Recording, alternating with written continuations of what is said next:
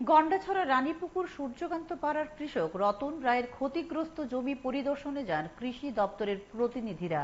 সাথে ছিলেন এলাকার সমাজসেবীরা। পিবি 24 এবং প্রতিবাদী কলমের খবরের পর কৃষি দপ্তরের প্রতিনিধিরা ঘটনাস্থলে আসেন। কৃষক রতন রায়কে আশ্বস্ত করা হয়েছে তার যথাসম্ভব সাহায্য করবেন।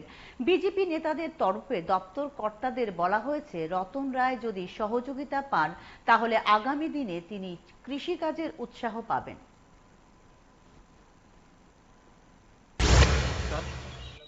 আজকের আমরা রানীপুকুরে এডিসি ভিলেজের সূর্যকান্তর পাড়ার আমাদের কৃষক দাদা তাইনের যে এখানে জিঙ্গা এবং লসয় তাইনের যেভাবে দুষ্কৃতিকারীরা তাইনের রাতের অন্ধকারে তার যে জিঙ্গা এবং লসয় সব তুলিয়ে দিচ্ছে, তার জন্য আমরা খবর পেয়ে আজকের আমাদের যে রতন রায় দাদার তাইনের যে সবজি ক্ষেতের আমরা এসে আমরা পরিদর্শন করেছি এবং আমরা আমাদের যে গন্ডাটৈসা সাব ডিভিশনের আমাদের যে কৃষি আধিকারিক তারাও এখানে এসেছেন এবং আমরা তাদের কাছে আমরা এখন এই দাদার আমরা রতন রায় দাদার কাছে দাঁড়ানোর জন্য কৃষি আধিকারিক তাদেরকে আমরা অনুরোধ করব। এবং আমরা জানি আমাদের দেশের প্রধানমন্ত্রী নরেন্দ্র মোদীজি তাইনের